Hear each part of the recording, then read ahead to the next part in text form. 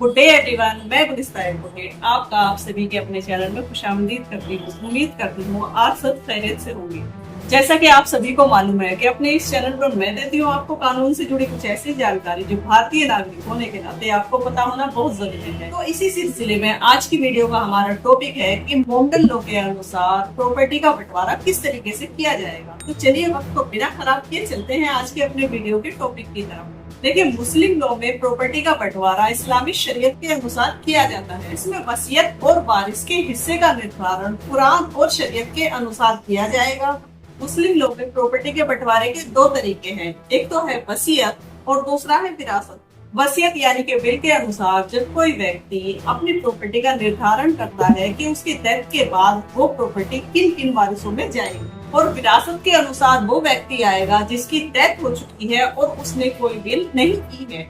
देखिए, मुस्लिम लॉ में तीन तरह के वारिस होते हैं। नंबर एक पर आते हैं शारस, जिन्हें कुरान के अनुसार एक पर्टिकुलर हिस्सा प्रॉपर्टी में से दिया जाता है। नंबर दो पर आते हैं रेजिडेंट, जो कि बची हुई संपत्ति के हकदार होते हैं। तीसरे नंबर पर होते हैं डिस्टेंट काइंडेंट, वो रिश्तेदार जो रिश्ते में दूर के होते हैं लेकिन वो वारिस होते हैं। चलिए इनको समझते हैं एग्जाम्पल से। एक मुस्लिम जिसकी डेथ हो चुकी है और उसके पीछे तीन लोग बचे हुए हैं, एक उसकी पत्नी, एक उसकी बेटी और एक उसका बेटा।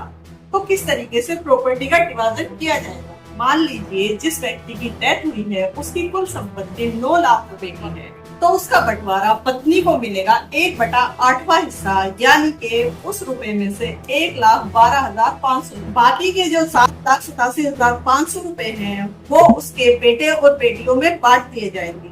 अब बेटी के हिस्से में आए हैं 2,65,500 रुपए, तो उसी के अकॉर्डिंग बेटे का हिस्सा हुआ 5,25,000 रुपए। अब एग्जाम्पल 2 की बात कर लेते हैं। अगर व्यक्ति जिसकी मृत्यु हो गई है और उसके कोई संतान नहीं है, केवल पत्नी और माँ है, तो उसका बंटवारा किस तरीके से किया जाएगा? तो इसमें पत्नी को मिलेगा कुल संपत्ति का 1/4 हिस्सा और उसी के साथ माँ को दिया जाएगा 1/3 हिस्सा। बाकी बची प्रॉपर्टी अन्य किसी रिश्तेदार को जाएगी, जैसे कि भाई। अब बात करते हैं वसीयत की सीमा की। देखिए, अगर कोई मुस्लिम व्यक्ति अपनी वसीयत करना चाहता है उन व्यक्तियों को जो उसके वारिस नहीं है, तो वो अपनी संपत्ति का 1/3 हिस्से से ज्यादा वसीयत नहीं कर सकता है।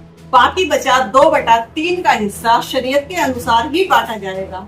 इसके अलावा कुछ जरूरी बातें, जैसे कि नंबर 1 पर गोद लिया हुआ बच्चा, जो मुस्लिम लॉ के अनुसार वारिस नहीं होता है। नंबर 2 पर नॉमिनी एक ट्रस्टी है, वो वारिस नहीं माना जाएगा। नंबर 3 पर अगर कोई किसी वारिस को मार देता है तो उसको विरासत से बाहर कर दिया जाता है।